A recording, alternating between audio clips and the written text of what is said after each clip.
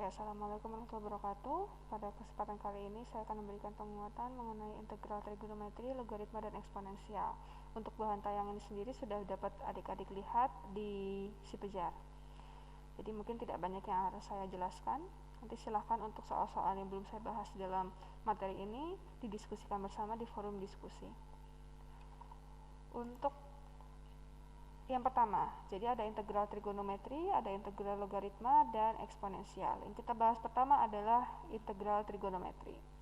Jadi kalau misalnya kita belajar diferensial kemarin, kita tahu bahwa ada sin, cos, dan tangen, dan masing-masing itu sudah dipelajari turunannya. Sekarang bagaimana kalau integral? Kita tidak akan belajar lagi tentang membalik dari turunan sederhana yang kemarin ke integralnya, tetapi kita akan belajar satu langkah lebih tinggi, yaitu ketika bentuk integralnya itu adalah perpaduan dari beberapa fungsi trigonometri. Yang pertama adalah strategi untuk menyelesaikan suatu integral perpaduan dari sinus dan kosinus dengan pangkat m dan n. Jadi pangkatnya sudah polinomial, tidak hanya pangkat 1.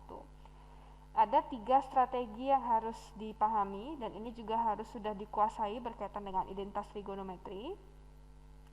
Yang pertama, jika pangkat kosinusnya ganjil, yaitu kalau kita masukkan n sama dengan 2k plus 1, jadi ada suku plus 1, maka langkah yang dapat dilakukan yang pertama adalah simpan satu faktor kosinus. Maksudnya bagaimana? Katakan cosnya ini adalah pangkatnya 3. Maka menyimpan satu faktor kosinus berarti kita membiarkan satu suku kosinus pangkat 1. Sisanya otomatis adalah kelipatan genap, dan ini dapat menggunakan identitas cos kuadrat x sama dengan 1 min sin kuadrat x. Nah, untuk menyatakan faktor yang tersisa. Jadi ketika dia cos pangkat 4 atau cos pangkat 6, silakan mengkuadratkan atau mempangkat 3-kan kosinus kuadrat x. Lalu kita gunakan permisalan di mana u-nya sama dengan sinus x. Nanti akan kita coba pada latihan soal. Yang kedua, kalau misalnya yang ganjil itu adalah sinusnya atau m-nya sama dengan 2k plus 1, maka langkah yang kita lakukan adalah menyimpan satu faktor sinus sama ya. Jadi misalnya sin pangkat 3, maka satu pangkat sinusnya yaitu sinus x itu dibiarkan, tetapi yang tersisa yang pangkat genap misalnya sin kuadrat x itu yang kita ubah menjadi 1 minus cos kuadrat x. Nah, tetap dengan kita mensubstitusikan u-nya sama dengan kosinus x. Nah, kalau pangkat sinus dan kosinusnya genap, maka strategi yang pertama dan kedua itu tidak bisa digunakan.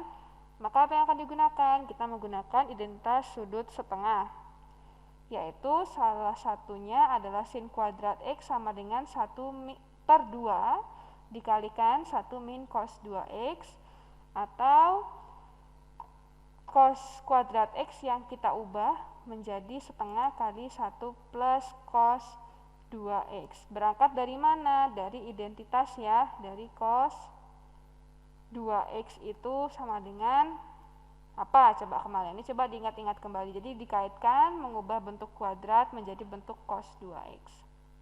Nah, kadang-kadang alih-alih kita menggunakan cos 2x, yang kita gunakan adalah sinus 2x. Jadi identitasnya yang mana? Sin x cos x sama dengan setengah sin 2x, atau ini yang biasanya adik-adik kenal dengan sin 2x sama dengan 2 sin x cos x. Nah, yang diambil apanya? Yang diambil adalah suku yang lebih sederhana, sin 2x. Nah, kalau sekarang mungkin masih belum ada bayangan ya, nanti akan kita coba. Strategi selanjutnya, kalau yang dipadukan adalah fungsi tangen dan fungsi sekant berpangkat tertentu m dan n untuk masing-masingnya, maka strategi yang pertama, jika pangkat sekannya genap, maka simpan sebuah faktor sekant kuadrat x dan gunakan identitas sekant kuadrat x sama dengan 1 plus tangen kuadrat x untuk menyatakan faktor yang tersisa ke dalam tangen x dan substitusikan u sama dengan tangen x. Lalu, jika pangkat tangennya ganjil, maka kita simpan satu faktor sekant X dan tangen X. Jadi tidak hanya tangen ya, kalau yang tadi sebelumnya kan kita pisahkan aja sinus sama kosinus satu faktor. Yang ini pasangannya disimpan. Nah, sisanya nanti kita gunakan tangen kuadrat X sama dengan sekant kuadrat X min 1 untuk menyatakan faktor yang tersisa dalam sekant X. Kemudian tinggal disubstitusikan bahwa U sama dengan sekant X. Yang ketiga, kalau adik-adik sudah pernah mempelajari di SMA ya, pasti sudah tahu bahwa integral dari tangen X dx sama dengan logaritma natural atau ln sekant X. Kenapa kok disitu tandanya harga nilai absolut? Karena untuk nilai di belakang ln atau di dalam fungsi ln tadi, kalau nilainya negatif, dia tidak terdefinisi. Ciri-cirinya apa? Ketika adik-adik memasukkan nilai negatif ke dalam kalkulator dan dikenakan operasi ln, maka akan tampak tulisan error. Ingat, untuk strategi C dan D ini, integralnya adalah integral tak tentu, sehingga untuk hasil pengintegralannya harus ditambahkan dengan konstanta. Berbeda dengan kalau kita menggunakan integral tertentu, maka tidak perlu menambahkan konstanta di sisi ruas kanan, tetapi langsung dimasukkan nilai dari X-nya. Oke, strategi selanjutnya, kalau kita diminta untuk menyelesaikan integral, yang pertama bentuknya sin dan cos, masing-masing dengan koefisien M dan N yang tidak sama. Kemudian ada integral sin mx sin nx dx, kemudian ada integral, ini masih kurang integral ya, harusnya ada integral di sini. Cos mx cos nx dx. Nah, ini harusnya ada integral. Gunakan identitas berikut. Nah, ini juga sudah ada di pelajaran fungsi trigonometri kita di awal semester. Seperti itu. Jadi tinggal bagaimana kita mengubah bentuk perkalian tadi menjadi bentuk dalam bentuk penjumlahan, karena ini lebih sederhana dalam menyelesaikan integralnya. Oke, sekarang kita coba menggunakan strategi tadi untuk mengerjakan latihan soal part A. Jadi di sini ada 8 contoh soal. Saya akan membahas satu nomor, yaitu nomor 2. Nanti silakan dicoba nomor 1 sampai 8 kecuali nomor 2 dengan strategi yang ada di slide nomor 3, 4, dan 5. Jadi 2, 3, dan 4. Oke, jadi kita coba dulu.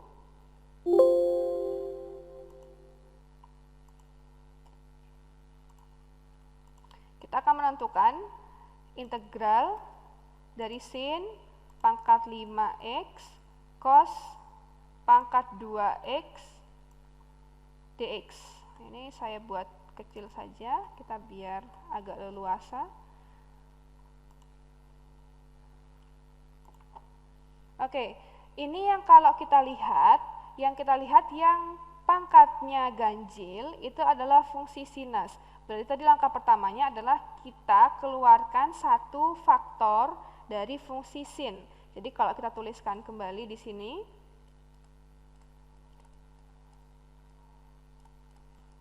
ini berarti kita keluarkan sin x, kemudian ini kita ubah menjadi sin kuadrat x kuadrat.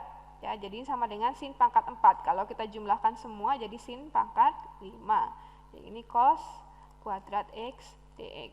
Tadi setelah dikeluarkan satu faktor sinus, kita substitusikan identitas sin kuadrat x sama dengan 1 min cos kuadrat x. Ini sebenarnya dari mana? Ini sebenarnya dari sin kuadrat x plus cos kuadrat x sama dengan 1. Nah, kalau sudah seperti ini, kita masukkan 1 min cos kuadrat x kuadrat cos kuadrat x dx. Kita selesaikan dulu yang ada di dalam suku kuadrat. Sin x ini berarti 1 min 2 cos kuadrat x plus cos pangkat 4x dikalikan dengan cos kuadrat x dx. Nah, ini bisa kita sederhanakan dan kita selesaikan integralnya per suku dengan mengalihkan setiap suku yang ada di sisi kiri dan sisi kanan persamaan kuadrat dari cos tadi. Kemudian kita tuliskan di sini sin X kalikan dengan 1 dikalikan dengan cos kuadrat X. Kemudian ada negatif sin X 2 cos kuadrat X ditambahkan dengan cos kuadrat berarti cos pangkat 4 di sini. Kemudian ada plus sin X, ini cos pangkat 4, ini cos pangkat 2, berarti cos pangkat 6 ya. 6 dx, atau kalau kita pisahkan jadi di sini ada integral sin X cos kuadrat X dx, kemudian ada min integral 2 sin X cos pangkat 4x dx plus integral sin X cos pangkat 6x dx. Langkah selanjutnya adalah kita memisalkan suku U itu mewakili suku cos X. Jadi kalau kita turunkan, turunan dari cos adalah min sin X dx. Jadi dx-nya adalah sama dengan du per minus sinus X. Jadi ini bisa kita ganti menjadi integral sinus X, cos-nya kita ganti dengan U kuadrat, dx-nya kita ganti dengan du per min sinus X. Dengan langkah yang sama, kita tuliskan dengan bentuk yang serupa untuk suku kedua dan suku ketiga. Ini jadi du per min sin X plus integral sin X U pangkat 6 du per min sin X. Oke, jadi yang saling meniadakan di sini adalah sinus, ya, sinus. Kita jadi memiliki integral u kuadrat du min integral ini minus ya, depan suku pertama minus, suku tengah minus plus, berarti 2 u pangkat 4 du, kemudian minus plus minus integral u pangkat 6 du.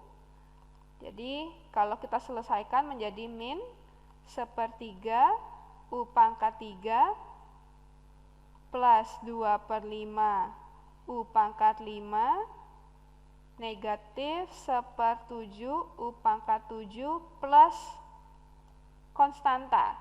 Nah, langkah terakhir nanti tinggal mengganti setiap u tadi ini kembali menjadi bentuk cos X. Jadi pada akhirnya nanti akan menjadi bentuk min 1/3 cos pangkat 3x. Nah, ini kita coba di slide selanjutnya ya.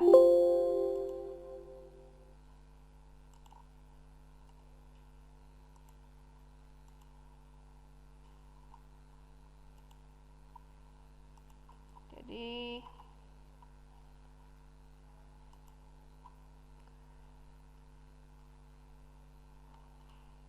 sin pangkat 5x cos pangkat 2x dx dari perhitungan sebelumnya itu sudah kita dapatkan hasilnya min 1/3 u pangkat 3 plus 2/5 u pangkat 5 negatif 1/7 u pangkat 7 plus c, di mana tadi u-nya adalah cosinus x, sehingga hasil akhirnya itu adalah negatif 1/3 cosinus pangkat 3x plus 2/5 cosinus pangkat 5x min 1/7 cosinus pangkat 7x plus c. Jadi kurang lebih seperti itu caranya ya. Jadi strategi yang sudah ada di slide 2, 3, dan 4 itu diikuti secara runut. Kita lanjutkan untuk integral fungsi logaritma. Jadi lebih tepatnya ini adalah fungsi logaritma natural ya. Jadi ketika basisnya adalah bilangan natural, maka logaritmanya disebut sebagai logaritma natural, dan alih-alih menggunakan notasi log, kita menggunakan notasi ln, di mana ln ini didefinisikan oleh ln x sama dengan integral batas bawahnya 1, batas atasnya x, dari seperti dt untuk x-nya lebih dari 0. Jadi diperjelas di sini bahwa x-nya tidak boleh negatif atau tidak boleh kurang dari 0. Nah, domain fungsi logaritma natural adalah seperangkat bilangan real positif. Jadi integralnya akan diberikan oleh integral 1/u du sama dengan ln u plus c, di mana u-nya tidak sama dengan 0. Jelas kenapa tidak sama dengan 0 ya? Kalau kita u-nya sama dengan 0, maka 1/0 itu kan tak terdefinisi. Ini langsung saja kita coba membahas latihan soal part B. Jadi tidak langsung diberikan integral 1/u seperti itu. Jadi biasanya adik-adik diberikan suatu fungsi rasional. Contohnya di sini kita akan mengerjakan yang A.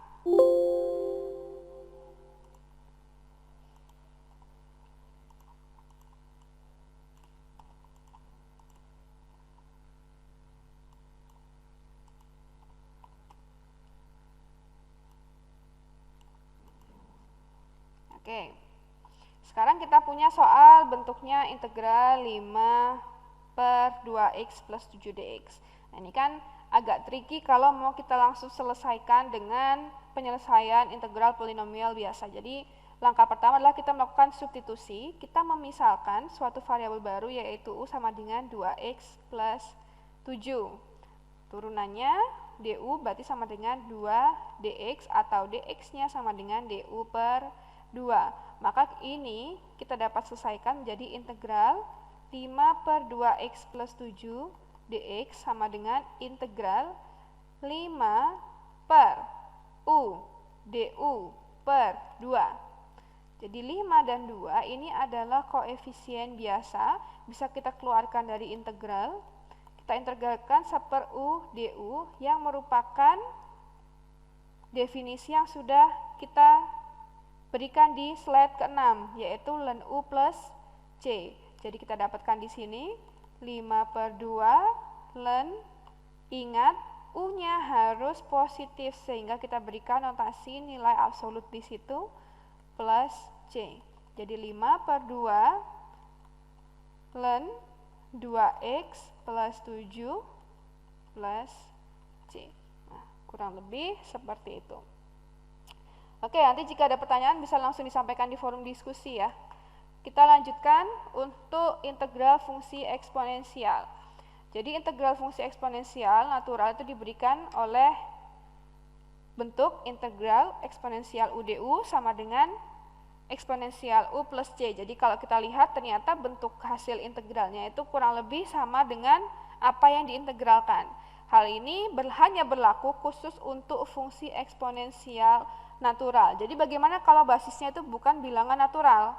Nah, ada di aturan fungsi eksponensial yang kedua, yaitu integral a pangkat x dx sama dengan 1/ln a dikalikan dengan a pangkat x plus c, dengan a-nya tidak boleh sama dengan 1. Kemudian kalau basisnya adalah yang variabel sedangkan pangkatnya adalah yang suatu konstanta, maka integral x pangkat a dx sama dengan x pangkat a plus 1 per a plus 1 plus c, dengan a-nya tidak sama dengan minus 1. Sekarang dari mana sih asalnya suku di ruas kanan dari masing-masing fungsi ini? Kita lihat dulu ya. Nanti silakan dilanjutkan, mungkin bisa didiskusikan. Jadi kenapa kok bisa dapatnya 1/ln a? Adik-adik berangkat dari yang namanya definisi. Eksponensial fungsi natural, kemudian logaritma fungsi natural itu tadi, dia adalah fungsi inverse satu sama lain. Jadi ketika kita mengeksponensialkan suatu logaritma natural dari suatu bilangan, itu akan sama dengan bilangan itu saja. Nah, sekarang dengan prinsip yang seperti itu, maka kita akan menuliskan, kita akan mencoba menurunkan terlebih dahulu dari a pangkat x. Nah, tapi bagaimana menurunkan a pangkat x ini itu juga adalah tricky. Maka kita gunakan tadi identitasnya. Jadi eksponensial dari ln dari fungsi A pangkat X ini kan tidak lain adalah A pangkat X. Nah, lalu ingat ya, jadi untuk dua fungsi eksponensial maupun fungsi yang X pangkat A itu berangkatnya harus dari sini, kemudian kita turunkan baru bisa kita integralkan. Nah, sekarang bagaimana mengintegralkannya? Gunakan aturan rantai. Jadi di sini ada fungsi luar. Fungsi luarnya adalah eksponensial. Fungsi dalamnya adalah logaritma natural. Jadi kemarin kalau kita belajar tentang aturan turunan rantai di diferensial, kalau kita menurunkan suatu fungsi dari suatu fungsi, maka fungsi luarnya diturunkan terhadap fungsi dalam dan fungsi dalam diturunkan terhadap variabelnya. Berarti kalau seperti itu, saya misalkan fungsi dalamnya itu adalah ln A pangkat X, atau kalau kita tuliskan menjadi X ln A. Di mana ternyata ln A ini tadi itu adalah suatu konstanta. Jadi kalau kita turunkan dx, atau mungkin kita pakai notasi yang Leibniz aja ya, yang lebih enak. Jadi d eksponensial ln A pangkat X terhadap dx itu sama dengan, nah sekarang ini kita tuliskan terhadap fungsi dalamnya, jadi d eksponensial U terhadap fungsi dalamnya dikalikan dengan turunan fungsi dalamnya itu adalah U tadi ya, U terhadap variabelnya dx. Sekarang yang perlu kita ubah, suku yang depannya kan tidak perlu diubah karena ternyata variabel di pembilang dan di penyebutnya itu kan sama, yaitu U. Sedangkan di bagian turunan fungsi dalamnya itu ada variabel U dan variabel X. Nah, maka yang harus diubah adalah variabel U dan X tadi, supaya bisa operatornya itu bekerja dengan optimal. Jadi yang ini itu adalah menjadi apa? Turunan dari suatu fungsi eksponensial natural adalah fungsi itu sendiri. Jadi di sini ada kita punya eksponensial U. Lalu bagaimana yang du per dx? Nah, ini kita ganti dulu U-nya menjadi X ln A. Asalnya dari mana? Asalnya dari ini. Nih, yang sudah kita definisikan di awal tadi terhadap variabel X. Jadi turunannya apa? Turunannya adalah eksponensial. U-nya adalah X ln A. Turunan dari dx ln A itu adalah ln A. Jadi ini sendiri bisa kita sederhanakan. Ini kan tidak lain adalah eksponensial ln A pangkat X dari ln A. Maka kita dapatkan di sini adalah A pangkat X ln A.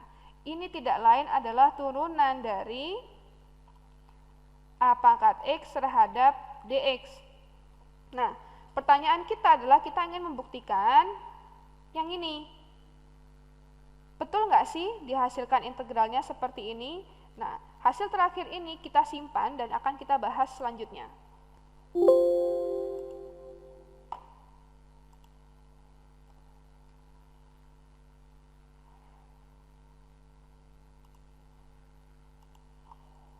Jadi kita sudah mempunyai turunan dari suatu fungsi eksponensial D dari A pangkat X terhadap dx itu adalah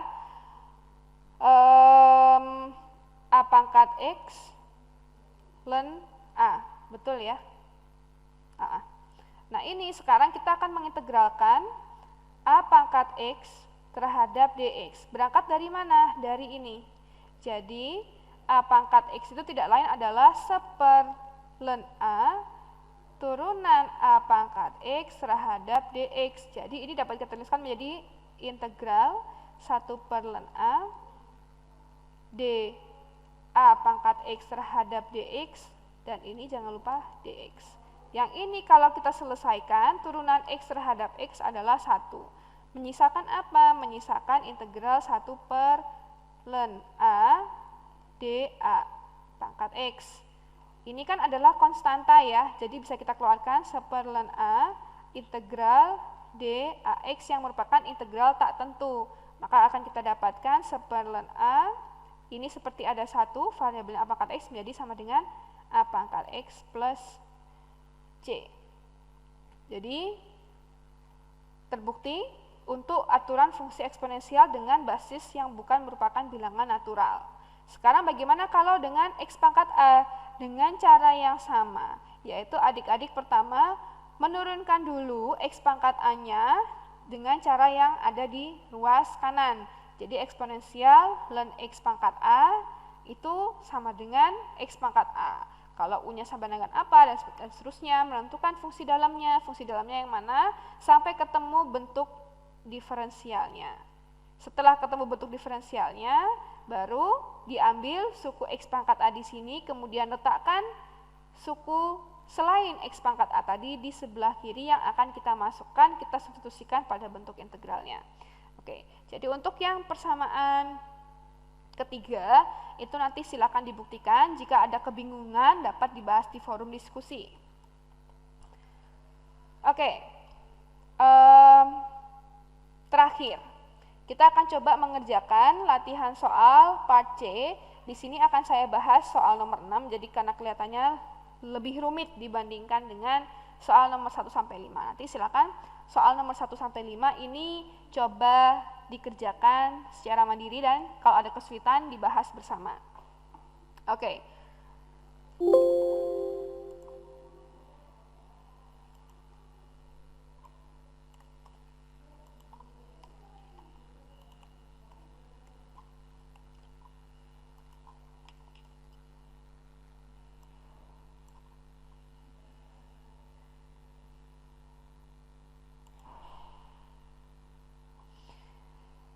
Kita punya integral dari setengah sampai 1 dari fungsi 5 pangkat 1 per X dibagi X kuadrat dx. Nah sekarang sebenarnya ini cukup sederhana ya. Jadi ini setengah, ini 1, 5 pangkat 1 per X, kemudian 1 per X kuadrat dx. Yang dapat kita lakukan adalah kita memisahkan suatu variabel baru yaitu 1 per X atau X pangkat min 1. Yang kalau kita turunkan terhadap variabel X, maka inilah du min 2X min 1X pangkat min 2 dx atau min 1 per X kuadrat dx. Jadi dx-nya adalah minus X kuadrat du. Nah ini saya tidak nuliskan batasnya dulu karena kita akan melakukan transformasi variabel dari X menjadi U. Jadi ini 5 pangkat U 1 per X kuadrat, dx-nya kita ganti dengan negatif X kuadrat du. Ini tinggal integral negatif 5 pangkat U du. Ini bentuk yang bersesuaian dengan apa? Ini yang bentuk bersesuaian dengan integral A pangkat X dx yang barusan tadi kita buktikan. Lalu bagaimana? Berarti langsung saja kita gunakan. A-nya adalah negatif 5. Jadi kalau dari persamaan ini kan kita dapatkan solusinya adalah A pangkat X kemudian ln A plus C.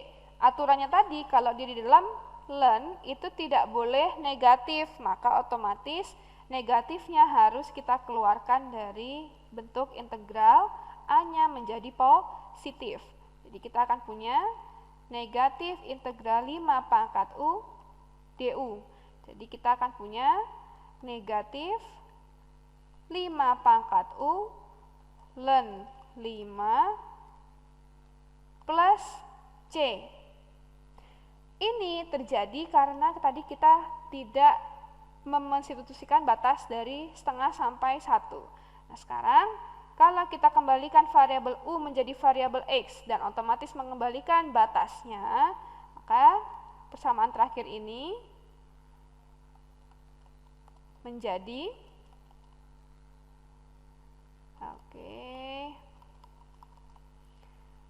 negatif 5, U-nya adalah 1 per X, kemudian sebentar, ini sepertinya ada kekeliruan ya. Hasil dari, ini 1 per ln, sorry. Jadi ini 1 per ln, ini 1 per ln 5, 5, 1 per ln 5, batasnya dari setengah sampai 1. Otomatis ini menjadi negatif 1/5, kita keluarkan dulu yang konstanta, lalu kita masukkan 5 pangkat 1/1 dikurangi 5 pangkat 1/1, yaitu 2. Dan ini kalau diselesaikan, itu akan kita dapatkan hasilnya negatif di sini, ketemu dengan negatif di depan menjadi 12,43. Oke, saya rasa mungkin itu dulu untuk hari ini. Silakan dikerjakan sisa latihan soal yang ada. Kalau ada kesulitan silakan disampaikan di forum diskusi. Oke, wassalamualaikum warahmatullahi wabarakatuh.